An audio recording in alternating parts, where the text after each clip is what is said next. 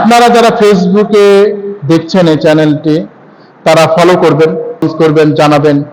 আর যারা ইউটিউবে দেখছেন, তারা এই চ্যানেলটি সাবস্ক্রাইব করবেন দয়া করে, কারণ এটি একটি দ্বীনি প্রচেষ্টা ভাই। আসসালামু আলাইকুম ওয়া রাহমাতুল্লাহি ওয়া বারাকাতুহু। ইন্নাল হামদালিল্লাহি নাহমাদুহু ওয়া নাস্তাঈনুহু ওয়া নাস্তাগফিরুহু ওয়া নাউযু বিল্লাহি মিন শুরুরি আনফুসিনা ওয়া মিন সাইয়্যাতি আ'মালিনা। من يهده الله فلا مضل له ومن يضلل فلا هادي له وأشهد أن لا إله إلا الله وحده لا شريك له وأشهد أن محمدا عبده ورسوله. أما بعد، فقد قال الله تعالى في كلامه المجيد وفرقانه الحميد: أعوذ بالله من الشيطان الرجيم. بسم الله الرحمن الرحيم. ليس البر أن تولوا وجوهكم قبل المشرق والمغرب ولكن البر من آمن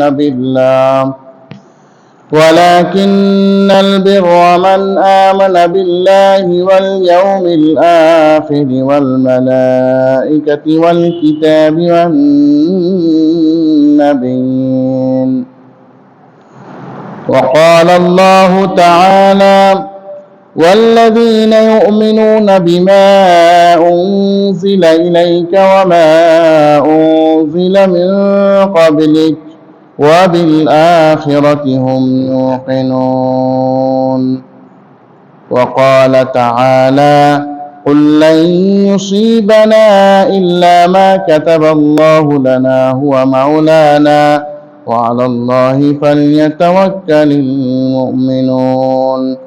اللهم صل على محمد وعلى آل محمد كما صليت على إبراهيم وعلى آل إبراهيم إنك حميد مجيد. اللهم بارك على محمد وعلى آل محمد كما باركت على إبراهيم وعلى آل إبراهيم إنك حميد مجيد. আল্লাহ রাব্বুল আলামিনের মহান দরবারে লাখ কোটি শুকরিয়া, যে মহান রব আমাদেরকে হেরার বাণী টিভি চ্যানেল কর্তৃক আয়োজিত আজকের এই ঈমানী আলোচনায় অংশগ্রহণ করার তৌফিক দান করছেন, এজন্য বলি আলহামদুলিল্লাহ। সালাত এবং সালাম নাজিল হোক প্রিয় নবী মুহাম্মদুর রাসূলুল্লাহ সাল্লাল্লাহু আলাইহি ওয়াসাল্লামের উপর, যিনি পৃথিবীর মানব জাতির জন্য একমাত্র আদর্শ। তিনি ব্যতীত অন্য কোন দল, মত, ইজম, তরিকা কোনো কিছু গ্রহণযোগ্য নয়। সেই নবী সরদার মুহাম্মদুর রাসূলুল্লাহ সাল্লাল্লাহু আলাইহি ওয়াসাল্লামের উপরে নিযুত কোটি দরুদ ও সালাম। আমরা যে বিষয়টি নিয়ে আজকে আলোচনা করার সিদ্ধান্ত গ্রহণ করেছি তা হচ্ছে আরকানুল ঈমান, ঈমানের রোকন সমূহ, ঈমানের খুঁটি সমূহ। এ সম্পর্কে আমরা যা কিছু জানি, অনেকেই খুব সামান্য, আবার অনেকেই ভালো করে জানিও না। আমরা ছোটবেলায় মক্তবে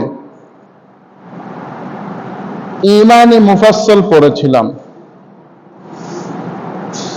আমানতু বিল্লাহি ওয়া মালাইকাতিহি ওয়া কুতুবিহি ওয়া রুসুলিহি ওয়াল ইয়াউমিল আখির ওয়াল কদরি খাইরিহি ওয়া শাররিহি মিনাল্লাহি তাআলা ওয়াল বা'সি বাদাল মাউত।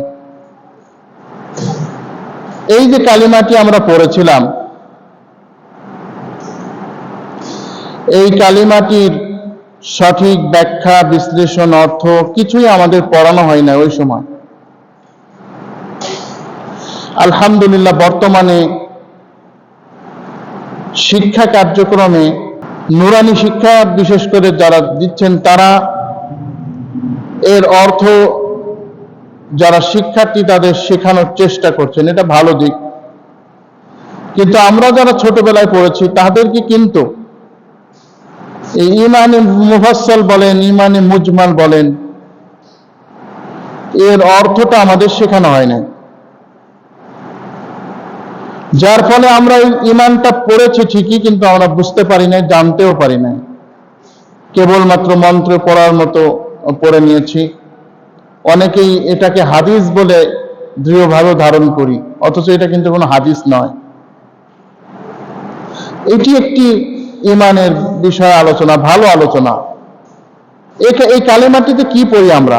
আমানতু বিল্লাহি, আমি ঈমান আনলাম আল্লাহর উপর, ওয়া মালাইকাতিহি, যারা ফেরেশতা তাদের উপরও আমি ঈমান আনলাম, ওয়া কুতুবিহি, আর আল্লাহ যেই সমস্ত কিতাবগুলি আল্লাহ পাক পাঠিয়েছেন তার উপরে ঈমান আনলাম, ওয়া রাসূলিহি, আল্লাহ যত রাসূলগণকে পাঠিয়েছেন তার উপরে আমরা ঈমান আনলাম, বিখাইরিহি ওয়া শাররিহি, আল্লাহ পাক তাকদীরের ভালো মন্দ যা নির্ধারণ করেছেন তার উপরে আমরা ঈমান আনলাম,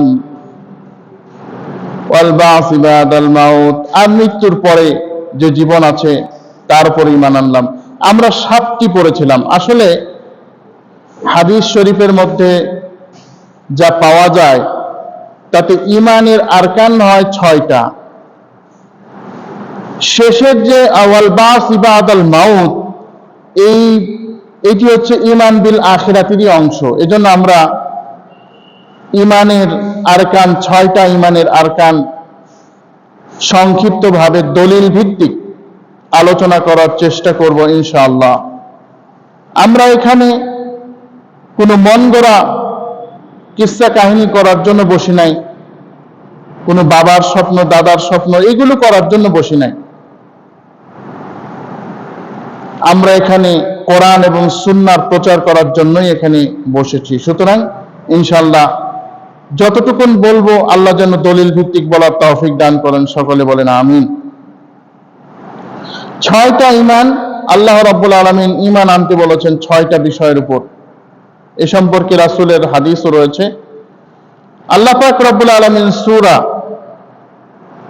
আল বাকারা আয়াত নাম্বার 177 আল্লাহ রাব্বুল আলামিন বলছেন, আপনারা যখন আয়াত নাম্বারগুলি বলা হবে ইনশাআল্লাহ একটু যাচাই বাছাই করে নেবেন। কোন ব্যক্তির কথা অন্ধভাবে বিশ্বাস করবেন না। আল্লাহ রাব্বুল আলামিন সূরা আল বাকারার 177 নম্বর আয়াতে বলছেন, লাইসাল বিররা আন তুওয়াল্লু বুজুহাকুম কিবালাল মাশরিকি ওয়াল মাগরিব,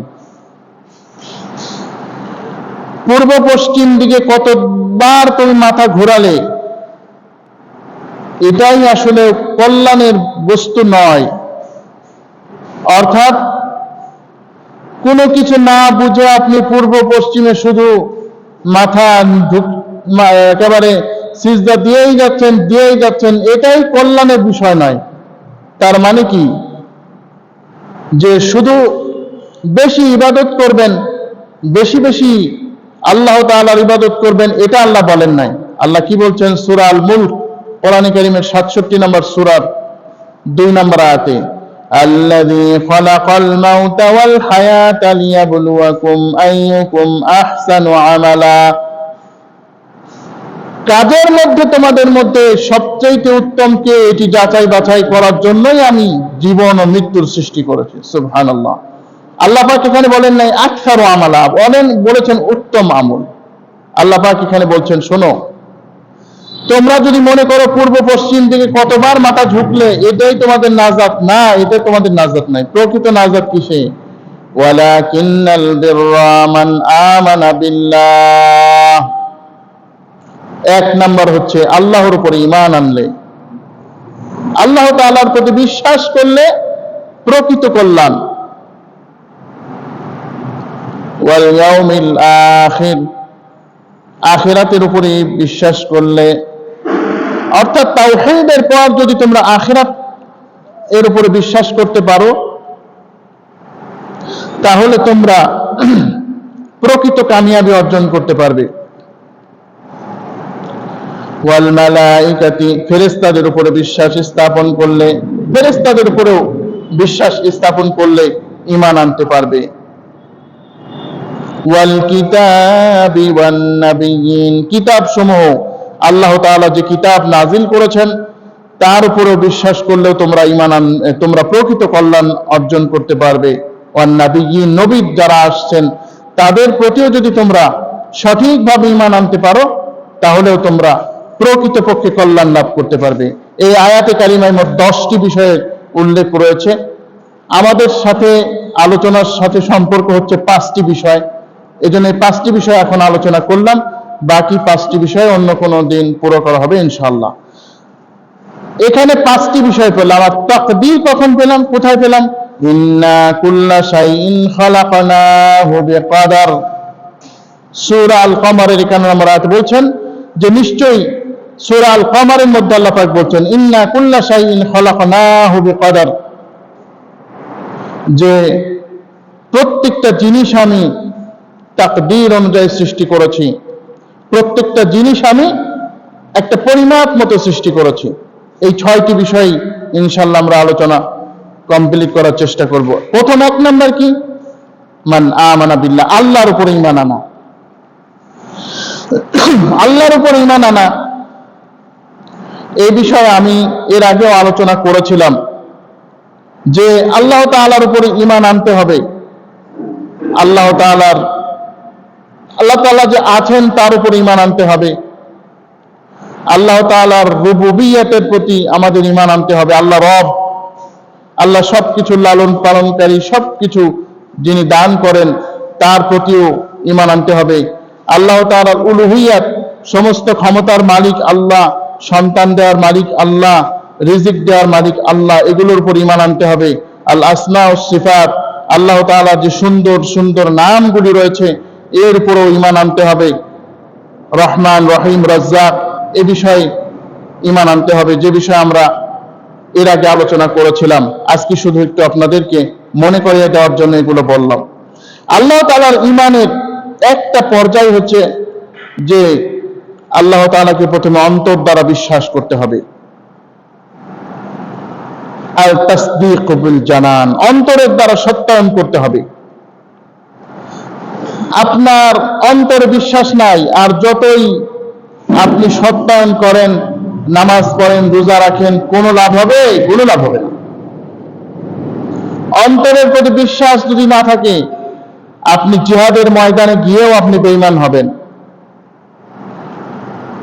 সাহাবী, আল্লাহর নবীর যুগে একজন কট্টর মুনাফিক ছিল, যার নাম আমরা সবাই জানি।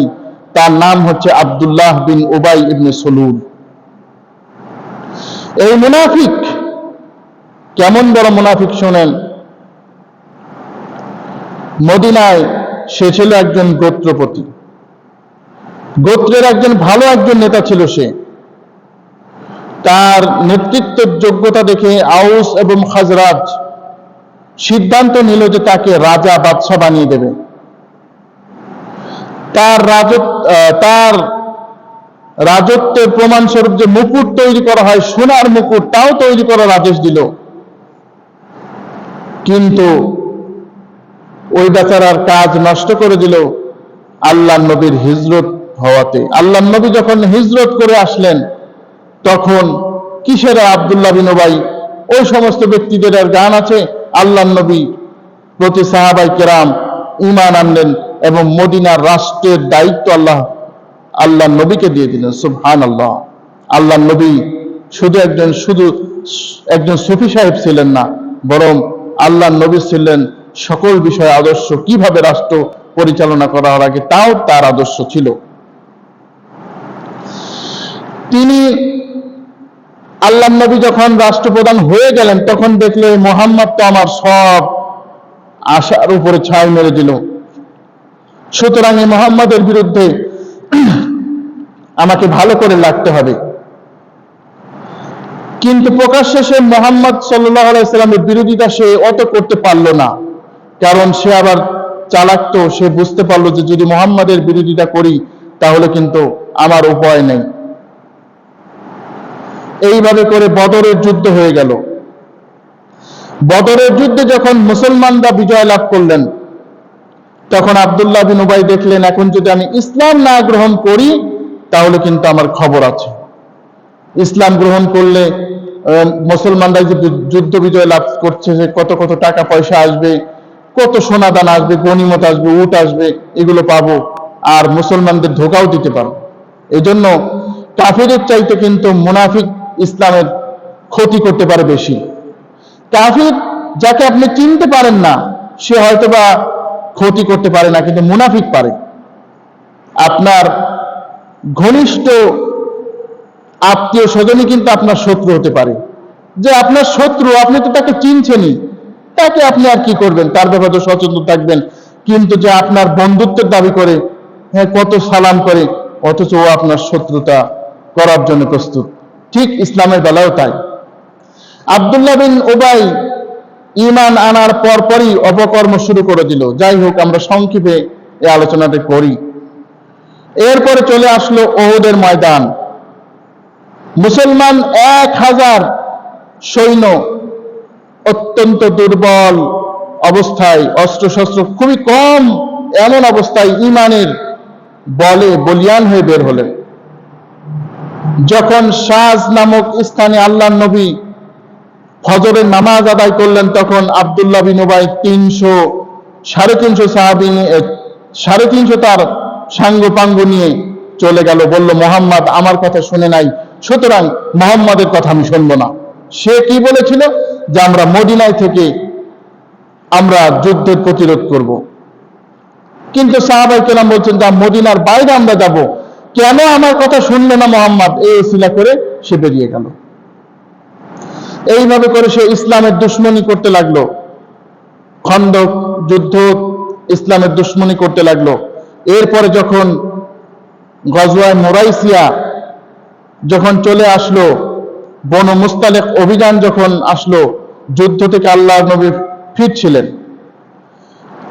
তো যাত্রা বিরতি করলেন। এক কূপ থেকে পানি নেওয়া নিয়ে 2 জন সাহাবীদের মধ্যে কিছুটা সংঘর্ষ হয়ে যায়, হাতাহাতির মতো হয়ে যায়। আব্দুল্লাহ এখানে আগুনের মধ্যে ঘি ঢালার চেষ্টা করলো। বলো আনসাররা, এত বড় সাহস তোমাদের, মুহাজিররা তোমাদের মারে, তোমরা তাদের এখনই শেষ করে দাও। ওরাও আবার বলল যে তোমরাও চলে আসো। একটা যুদ্ধের অবস্থা তৈরি হলো। আল্লাহর নবী আল্লাহর দয়া অনুগ্রহে ওইটাকেও দূর করে দিলেন। এর ফলে বুঝলাম কি, মুনাফিক যারা, তারা সব সময় চায় যে যাতে ইসলামের ক্ষতি করা যায়, ইসলামের দুশমনি করা যায়। এইভাবে ইসলামের শত্রুতা সে করতে লাগলো। তবুকের যুদ্ধে সে মুসলমানদের সাথে যেও আবার ফিরে আসলো, উদ্দেশ্য মুসলমানদের দুর্বল করা। এরপর তারা একটা মসজিদ নির্মাণ করলো, যে মসজিদকে বলা হয় দরার, মসজিদে দরার, ক্ষতির মসজিদ। মসজিদের মাধ্যমে ইসলামকে ক্ষতি করবে। আজকেও আমাদের সমাজে অনেক মসজিদ আছে, বলতে একটু কষ্ট হয়, ওই মসজিদ থেকে শিরক, বিদআত আর কুফরের আড্ডা আখড়া হয়। তো আল্লাহ রাব্বুল আলামিন ওই মসজিদ ভেঙে ফেলার জন্য নির্দেশ দিলেন। আমি সংক্ষিপ্তভাবে আলোচনা করছি। এরপরে আব্দুল্লাহ বিন উবাইয়ের মৃত্যুর সময় চলে আসলো। আব্দুল্লাহ বিন উবাই যখন মৃত্যুর সময়, তখন তার ছেলে বলল, ইয়া রাসূলুল্লাহ, আমার আব্বা তো অনেক দুশমনি করলো আপনার, সে তো মরমর অবস্থা, ইয়া রাসূলুল্লাহ মেহেরবানি করে আপনি, সে যখন মৃত্যুবরণ করবে তখন আপনি তার জানাজায় একটু শরীক হন। আল্লাহ নবী রাজি হয়ে গেলেন। জানাজায় শরীক হওয়ার জন্য তিনি প্রস্তুত হয়ে গেলেন। ওমর ইবনুল খাত্তাব রাদিয়াল্লাহু তাআলা আনহু আল্লাহ নবীর জামা টেনে ধরলেন, বললেন, ইয়া রাসূলুল্লাহ, এই ব্যক্তি জানাজা কেন পড়ছেন আপনি? আল্লাহ নবী ওমরকে কিছু বললেন না, শুধু মুস্কি একটু হাসি দিলেন, বললেন, ওমর জানাজাটা পড়তে দাও। জানাজা হয়ে গেল, আল্লাহ রাব্বুল আলামিন সহ্য করতে পারলেন না। সূরা তাওবা পবিত্র কোরআন কারীমের 9 সূরা 84 নম্বর আয়াত, ওয়ালা তুসাল্লি আলা আহাদিন মিনহুম আবাদা, কখনো আপনি ওই মুনাফিকদের মৃত্যুর পরে আপনি জানাজা আর পড়বেন না, খবরদার। ওয়ালা তুসাল্লিমু, কখন নামাজ পড়বেন না, যারা মুনাফিক অবস্থায় মারা গেছে তাদের নামাজ আপনি কখনো পড়বেন না। ওয়ালা তাকুম আলা কবরি, ওই মুনাফিকদের কবরেও আপনি কোনোদিন দাঁড়াবেন না। কারণ কি? ইন্নাহুম কাফারু বিল্লাহি ওয়া রাসূলিহি ওয়া মাতু ওয়া হুম ফাসিকুন, কারণ তারা আল্লাহর সাথে কুফরি করেছে, আল্লাহর রাসূলকে অস্বীকার করেছে, অথচ তারা মৃত্যু বরণ করেছে ফাসিক অবস্থায়। আমি একজনের দৃষ্টান্ত দিলাম, যে সংক্ষিপ্তভাবে দৃষ্টান্ত দিলাম, যে আল্লাহর প্রতি যদি কেউ ঈমান অন্তর থেকে না আনে, ও যতই নামাজ পড়ুক, রোজা রাখুক, হজ করুক, যাকাত দিক, কোরবানি করুক, জিহাদ করুক, সুন্নত মানুক, 100 উমরা করুক, 1 লক্ষ উমরা করুক, ও বেঈমান, অবশ্যই জাহান্নাম। সুতরাং আমাদের অন্তর দিয়ে আল্লাহর ঈমান আরো পাকাপোক্ত করতে হবে। দ্বিতীয় পর্যায়ের ঈমান, তা হচ্ছে ইকরার বিল লিসান, আপনাকে জবান দ্বারা স্পষ্ট করতে হবে যে আপনি ঈমানদার। জবান দ্বারা আপনাকে স্বীকার করতে হবে। আপনি যদি জবান দ্বারা স্বীকার না করেন, তাহলে কিন্তু আপনি ঈমানদার হবেন না, যেমন হয় না আবু তালেব, যে ঘটনা আমরা আগে বলেছি। এরপরে আল আমাল বিল আরকান, এরপরে কি করতে হবে? যে আপনাকে অবশ্যই কাজের দ্বারা তা প্রমাণ করতে হবে। আপনি যে ঈমানদার আল্লাহর প্রতি, তার প্রমাণ কি? হ্যাঁ, ঈমান আনছি, আল্লাহ আছেন, এটি করলেই যথেষ্ট নয়। এর আগে তো বলেছিলাম, মক্কার মুশরিক কাফেররাও আল্লাহর প্রতি ঈমান আনতো, কিন্তু এই ঈমান তো তাদের লাভ হয় নাই। তাহলে আপনাকে অবশ্যই কাজের দ্বারা প্রমাণ করতে হবে। আপনি নামাজ পড়েন না আর বলেন না আল্লাহকে আমি মানি, আপনি রোজা রাখেন না, দিনের বেলা রোজার ভিতরে খান, আর আল্লাহকে আমি মানি। কেমন মানেন আপনি আল্লাহকে? আল্লাহকে যে আপনি মানেন, তার প্রমাণ দিতে হবে। আমাল বিল আরকান, অর্থাৎ আমলের মাধ্যমে আপনাকে প্রমাণ দিতে হবে। 2 নম্বর বিষয় হচ্ছে ওয়াল ইয়াউমিল আখির, আখিরাতের দিন, আখিরাতের দিবসের উপরে ঈমান রাখা। এই দুনিয়া ক্ষণস্থায়ী, এই দুনিয়া আমরা চিরদিন কেউ থাকতে পারবো না। সুতরাং একদিন আমাদেরকে মহান মালিকের কাছে উপস্থিত হয়ে তার কাছে হিসাব নিকাশ আমাদের দিতে হবে। একেই বলা হয় আখিরাত। ইসলামের দাওয়াতের যে মৌলিক যে বিষয়গুলি, তা হচ্ছে তাওহীদ, আখিরাত এবং রিসালাত, আল্লাহ তাআলার একত্ববাদ, আল্লাহ রাসূলের রিসালাত এবং আখিরাত। আখিরাতের উপরে যদি কেউ ঈমান না আনে, তাহলে কিন্তু সে মুসলমান হতে পারবে না। কাফিররা কি বলতো জানেন? وقال الذين كفروا هل ندلكم على رجل ينبئكم إذا مزقناهم كل ممزق إنكم لفي خلق جديد। সূরা সাবা পবিত্র কোরআন কারীমের 64 নম্বর, পবিত্র কোরআনের কারীমের 34 নম্বর সূরার 7 নম্বর আয়াত আল্লাহ পাক বলছেন, ওই কাফির সম্প্রদায় বলে, আমরা এমন একজন ব্যক্তির কথা কি স্মরণ করিয়ে দেব, যে বলে আমাদের হাড়গোড় যখন একেবারে মুচড়ে যাবে, শেষ হয়ে যাবে, তখনও নাকি আমাদেরকে আবার জীবিত করা হবে। শুধু তাই না, তারা বলতো وقالوا ما هي إلا حياتنا الدنيا نموت ونحيا وما يهلكنا إلا الدهر। ওরা বলতো কি, আমরা এই দুনিয়ার জীবনে আছি, এটাই তো চূড়ান্ত জীবন, এখানেই বেঁচে আছি, এখানেই আমরা মরে যাব, এর চাইতে আবার কি জীবন? আখিরাত বলতে আর কিছু আছে নাকি? সূরা জাসিয়া পবিত্র কোরআন কারীমের 46 নম্বর সূরা, 46 নম্বর সূরার 23 নম্বর আয়াত। এর ফলে আমরা বুঝলাম কি, যে আল্লাহ রাব্বুল আলামিন এই যে আখিরাত আছে, এটা আল্লাহ পাক যে মানুষকে বলেছেন, এটা তারা বিশ্বাস করতে চায় না, আখিরাতের প্রতি তারা বিশ্বাস করতে চায় না। শুধু তাই না, তারা বলে وقالوا إن هي إلا حياتنا الدنيا نموت ونحيا وما نحن بمبعوثين। এই দুনিয়ার জীবন বলতে যা বোঝায়, এটাই হচ্ছে আমাদের চূড়ান্ত জীবন, আমাদের আর পুনরুত্থিত হতে হবে না। সুতরাং এই যারা আখিরাত, আমাদের সমাজে আখিরাতকে অবিশ্বাস করে, কেমন করে জানেন? বহুত দিন আগে একটা মসজিদে নামাজ পড়লাম, তো একজন ব্যক্তি, ভালো পরিচয় দিলাম না আপনাদের সামনে, বলে হুজুররা তো বলে আখিরাতে আছে, আল্লাহই জানে আছে না না আছে। এই সন্দেহ যদি কেউ আখিরাতের উপরে করে, তার কি ঈমান আছে? তার ঈমান নাই। এজন্য আখিরাতের উপরে বিস্তারিত ঈমান আমাদের রাখতে হবে। এক নম্বরে আখিরাতের উপরে ঈমান কি? মৃত্যু, কিন্তু মৃত্যুর পরেই কিন্তু আসলে আখিরাত শুরু হয়ে যায় মানুষের। এই যে মৃত্যু, এই মৃত্যু সম্পর্কে আমাদের প্রত্যেকেরই জানা আছে। কুল্লু নাফসিন যায়িকাতুল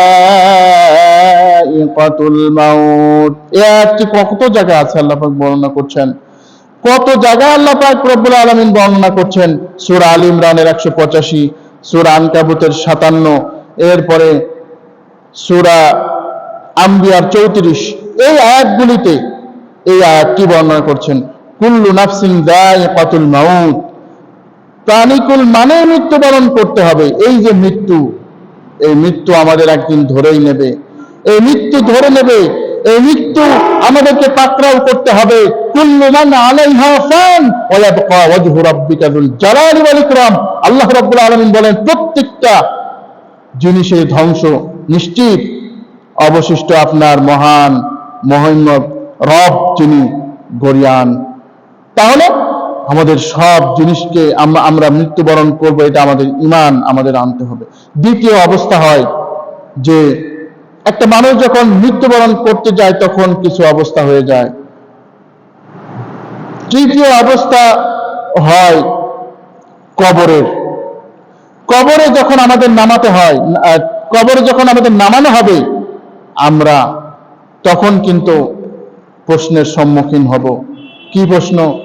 মান রাব্বুক, তোমার রবকে একটু বলো, তোমার রবকে একটু বলো। এই যে রব, আমি যদি আল্লাহকে রব সম্পূর্ণ স্বীকার না করি, আমি কি বলতে পারবো?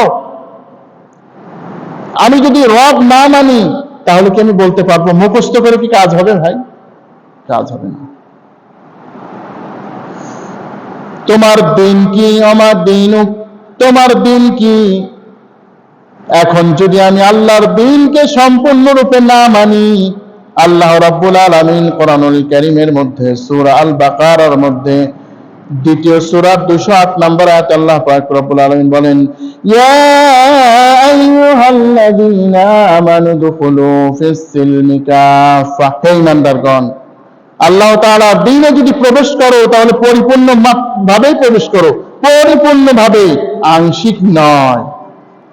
এখন আমি নামাজ তো পড়ি আল্লাহর জন্য, আল্লাহর সন্তুষ্টির জন্য, কিন্তু ব্যবসা তো আল্লাহর সন্তুষ্টির জন্য করতে পারি না, এর মধ্যে কিছু 19-20 করতে হয়। তাহলে কি আমি ইসলামের উপরে দাখিল আছি? নাই। তাহলে কিন্তু আমার প্রশ্ন দিন আল ইসলাম মুখ দিয়ে বাড়াবে না।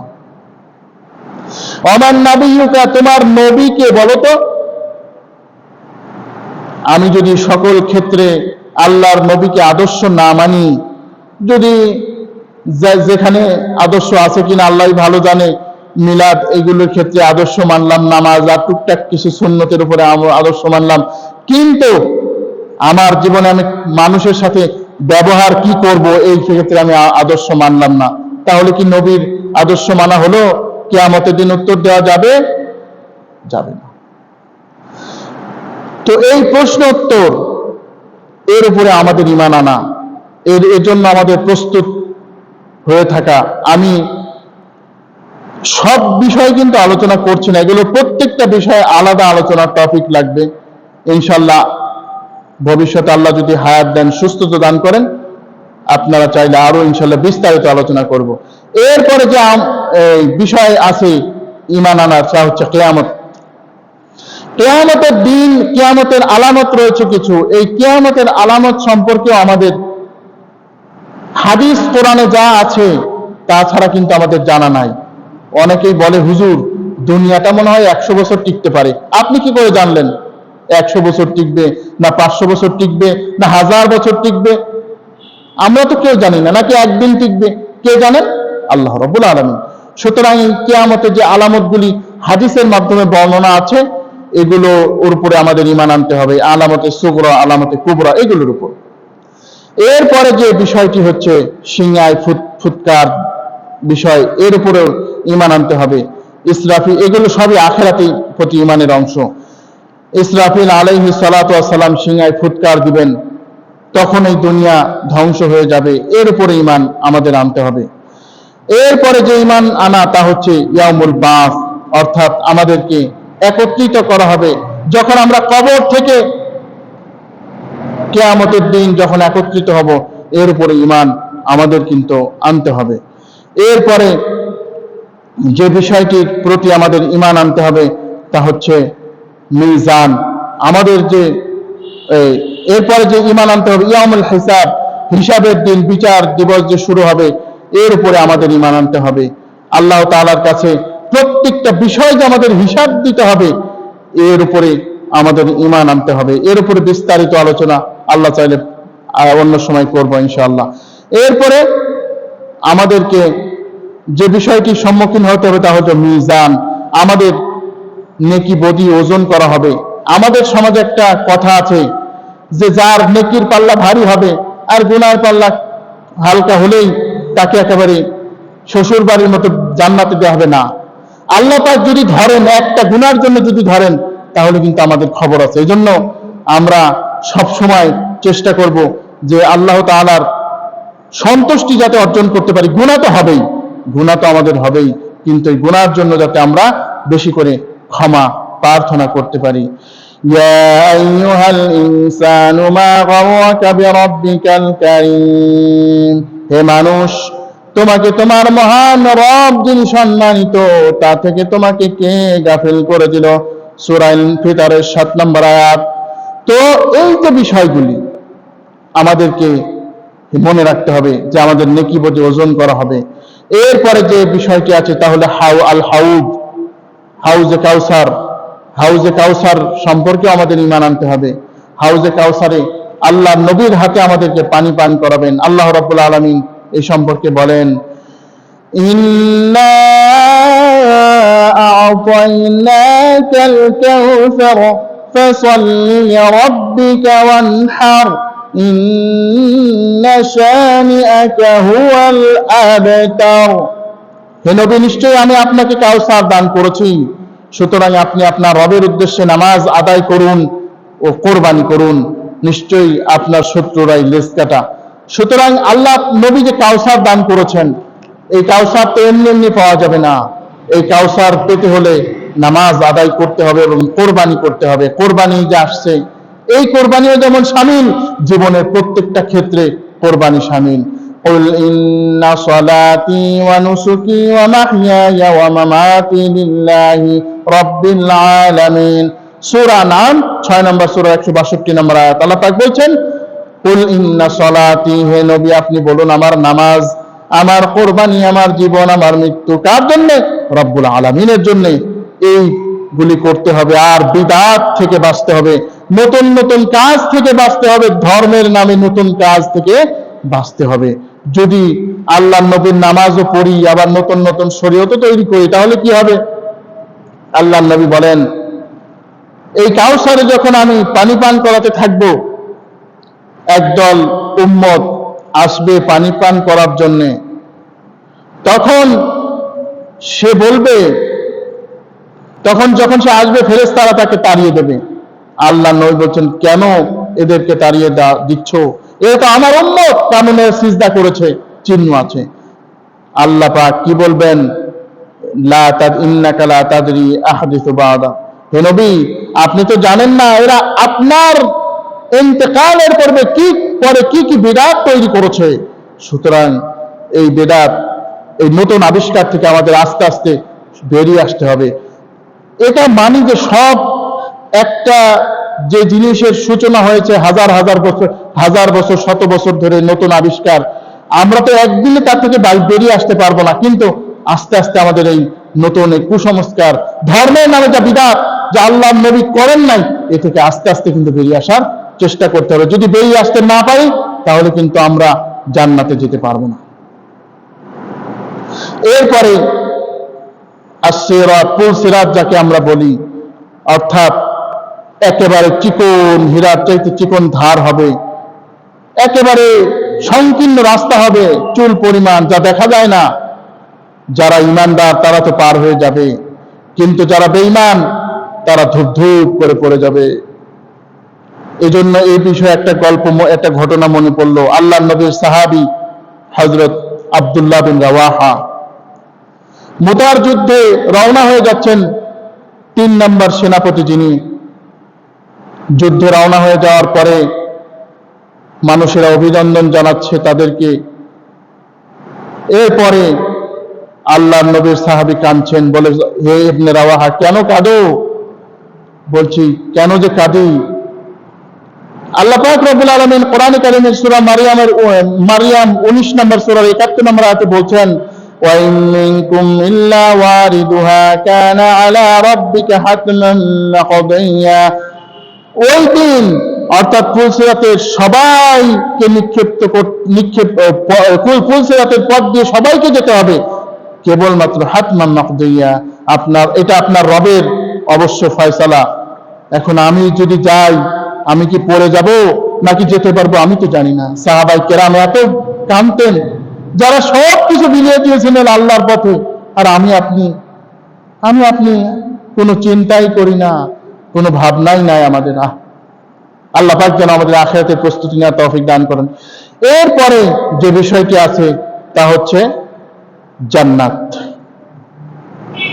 জান্নাতের উপরে আমাদের সবার ঈমান আনতে হবে।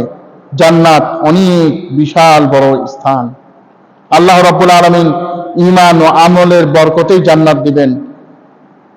এই জান্নাতে আমাদেরকে যাওয়ার তৌফিক দান করুক। এই জান্নাতের উপরেও আমাদের ঈমান আনতে হবে।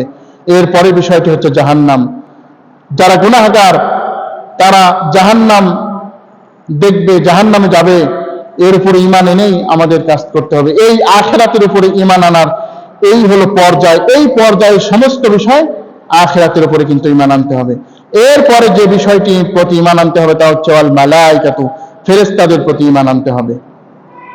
ফেরেশতারা কি, এ সম্পর্কে আমাদের সংক্ষিপ্তভাবে জানা দরকার। এই সম্পর্কে আমাদের বিস্তারিত ভালো করে জানা দরকার, কিন্তু আলোচনাটা করব সংক্ষিপ্তভাবে। 1 নম্বরে হচ্ছে ফেরেশতারা হচ্ছে আল্লাহর বান্দা। ফেরেশতারা আল্লাহর বান্দা।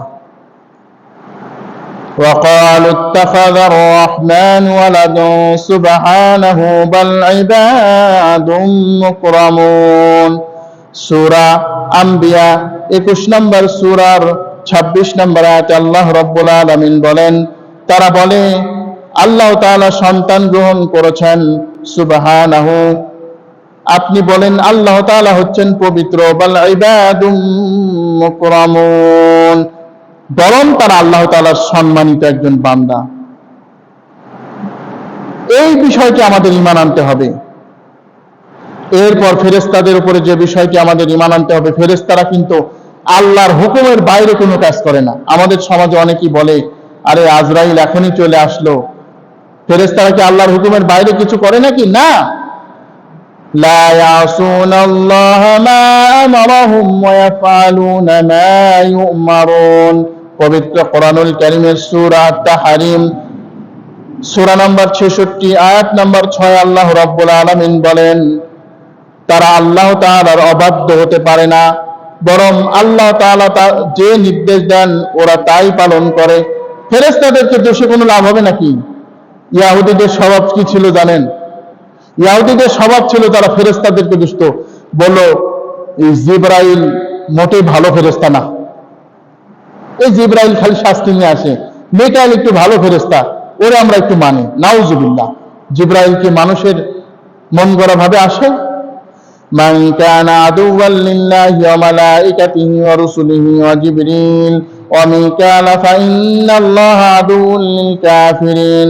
আল্লাহ রাব্বুল আলামিন সূরা আল বাকারা এই সূরাটির 98 নম্বর আয়াতে বলছেন, যেই ব্যক্তি আল্লাহ ফেরেশতা আর জিবরাইল মিকাইলের শত্রু হয়, আল্লাহ হচ্ছেন ওদের দুশমন, আল্লাহ ওদের দুশমন। ফেরেশতাদের দুশমনি করে লাভ কি? কারণ ফেরেশতারা তো নিজ ইচ্ছায় কোনো কাজ করে না।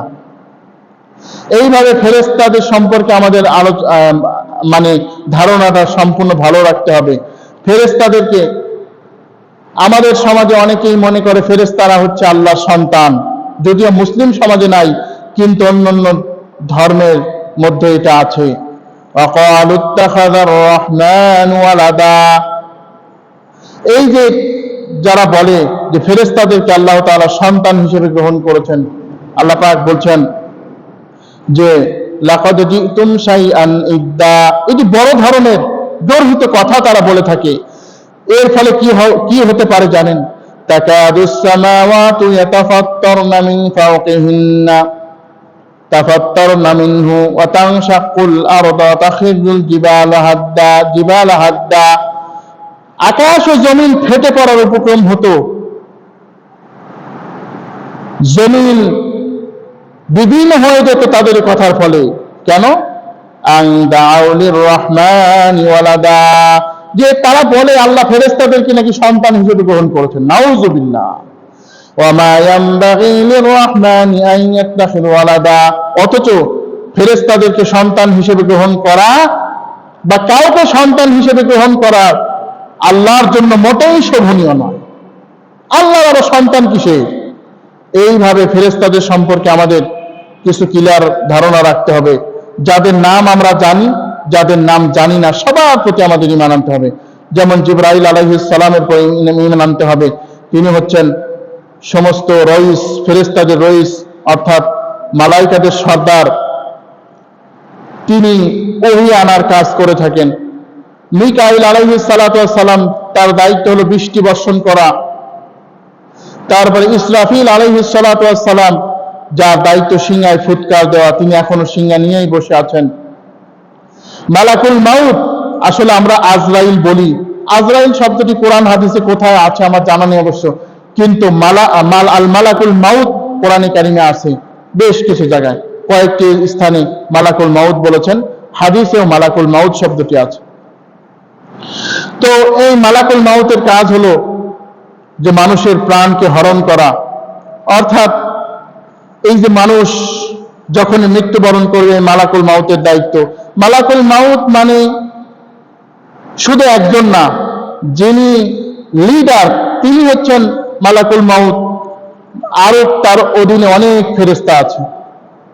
এরপরে জাহান্নামের ফেরেশতা মালিকের কথা হাদিসে আছে যে জাহান্নামের আগুন শুধু জ্বালায়। এরপরে আরো আমাদের এই যে দুই পাশে আমাদের যে কিরামান কাতিবিন আছে, কিরামান কাতিবিনা ইয়ালামুনা মা তাফআলুন, তোমাদের নিকটে রয়েছে সম্মানিত লেখকবৃন্দ। এটা নিয়েও আমাদের সমাজে অনেক ভুল ধারণা আছে। আমাদের সমাজে মনে করে কিরামান এক ফেরেশতা আর কাতিবিন আরেক ফেরেশতা, অথচ আল্লাহ পাক কি বলছেন এখানে? কিরামান কাতিবিন, তোমাদের নিকট রয়েছে দুইজন সম্মানিত লেখকবৃন্দ। সুতরাং এই ফেরেশতারা ভালো মন্দ সবই লেখেন, এর উপরে আমাদের ঈমান আনতে হবে। ফেরেশতাদের উপরে ঈমানের আশা করি শেষ হয়েছে। এরপরে কিতাবের উপরে ঈমান। কিতাব আল্লাহ তাআলা যা নাজিল করেছেন সব কিতাবের উপরে ঈমান আনা ফরজ। আল্লাহ রাব্বুল আলামিন শুরুতে সূরা বাকারার মধ্যে বলছেন, والذين يؤمنون بما أنزل إليك وما أنزل من قبلك وبالآخرة هم يوقنون, যারা হে নবী তোমার উপরে যা নাজিল হয়েছে তার উপর ঈমান আনে, তোমার পূর্বে যা নাজিল হয়েছে তার উপরে ঈমান আনে, আর আখিরাতের উপরে যারা নিশ্চিত বিশ্বাস করে। সুতরাং বর্তমানে যে আমাদের উপরে কোরআন নাজিল হয়েছে এর উপরে আনতে হবে বিস্তারিত ঈমান, আর অন্যান্য কিতাবের উপর আনতে হবে সংক্ষিপ্ত ঈমান। অন্যান্য কিতাবের উপরে সংক্ষিপ্ত ঈমান কি? অন্যান্য কিতাবের উপরে সংক্ষিপ্ত ঈমান হচ্ছে যে ওই কিতাবগুলি আল্লাহর কিতাব ছিল, নবী রাসূলদের উপরে তা নাজিল হয়েছিল,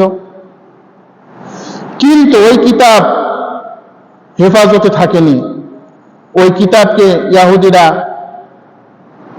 নষ্ট করে বা তার ইহুদি খ্রিস্টান ভাব তার ধর্মের লোকেরা নষ্ট করে ফেলেছে, ওই কিতাবের এখন আর বিধান চলবে না।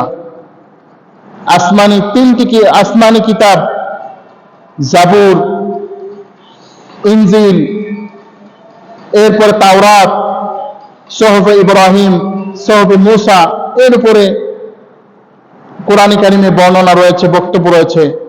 এর উপর আমাদের বিস্তারিত ঈমান আনতে হবে। আর যত কিতাব নাজিল করেছেন আল্লাহ তাআলা, তার উপরেও আমাদেরকে ঈমান আনতে হবে। এরপরে যে বিষয়টি আমাদের খেয়াল রাখতে হবে তা হচ্ছে যে কোরআনে কারিমের উপরে বিস্তারিত ঈমান আনতে হবে, অর্থাৎ এই কোরআন দিয়েই সমস্ত বিধান চলবে, আর কারোর কোনো বিধান চলবে না। এই কোরআন ছাড়া অন্য কিছু মানা যাবে না। এই কোরআন সকল ক্ষেত্রে আমাদের মানতে হবে, এর উপরে আমাদের বিস্তারিত ঈমান আনতে হবে।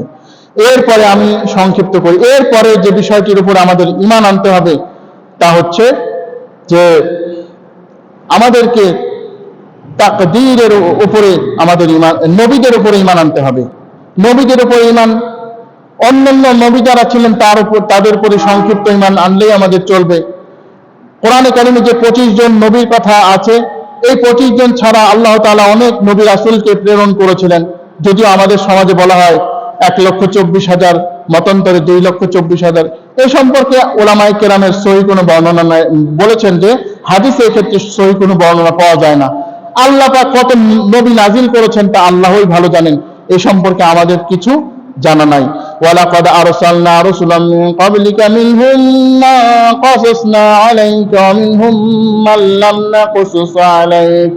আমি যত রাসূল আমি প্রেরণ করেছি, কতকের বর্ণনা আমি আপনাকে দিয়েছি আর কতকের বর্ণনা আমি আপনাকে দেই নাই।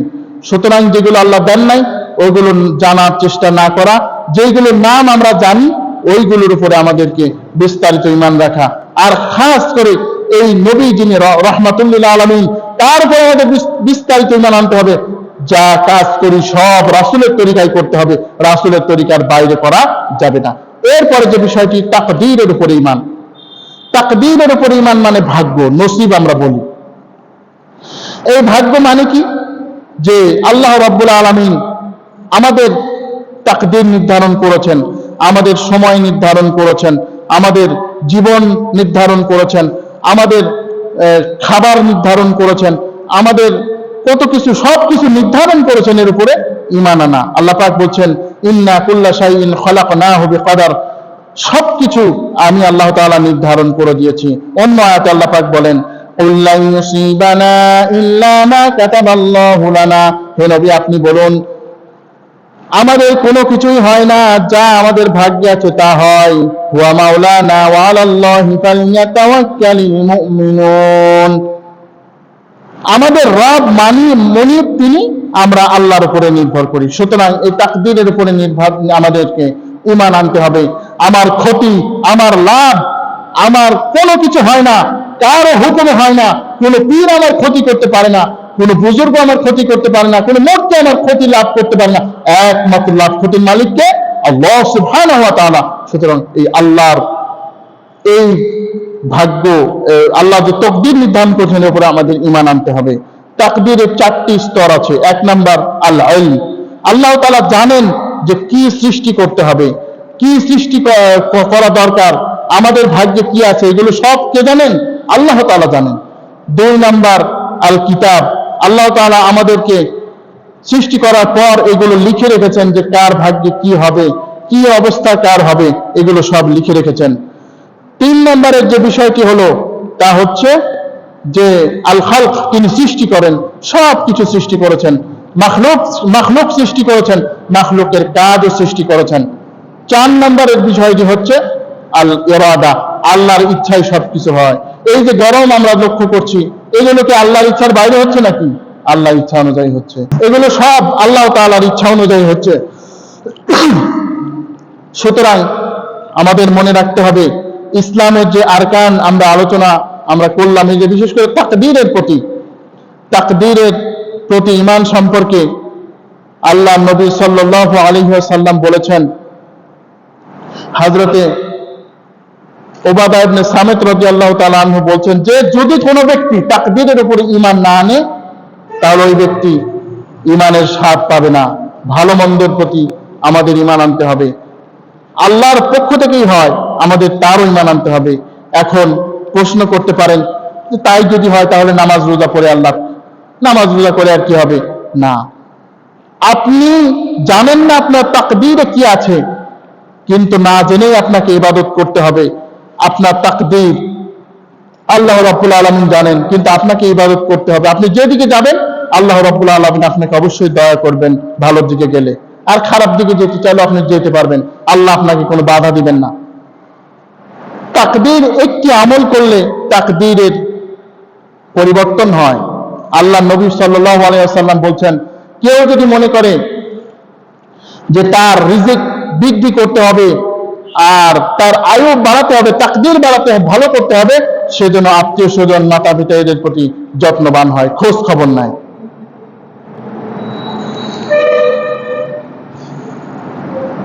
তো আল্লাহ রাব্বুল আলামিন আমাদের সবাইকে এই তাকদীরের উপরে ঈমান সঠিকভাবে আনার তৌফিক দান করুন। যে বিষয়গুলি বলা হলো ওই বিষয়গুলির উপরে যেন ঈমান আনার তৌফিক দান করেন। আল্লাহ রাব্বুল আলামিন যেন আমাদের এই দ্বীনি প্রচেষ্টাকে কবুল আর মঞ্জুর করে নিন। আল্লাহ যেন আমাদের সবাইকে দুনিয়ায় কামিয়াবি ও আখিরাতে জান্নাত দান করেন। হাযা মা ইনদি ওয়াল ইলমু ইনদাল্লাহ আলাইহি তাওয়াক্কালতু ওয়া ইলাইহি উনীব। সুবহানাকাল্লাহুম্মা ওয়া বিহামদিক আশহাদু আল্লা ইলাহা ইল্লা আনতা আস্তাগফিরুকা ওয়া আতুবু ইলাইক।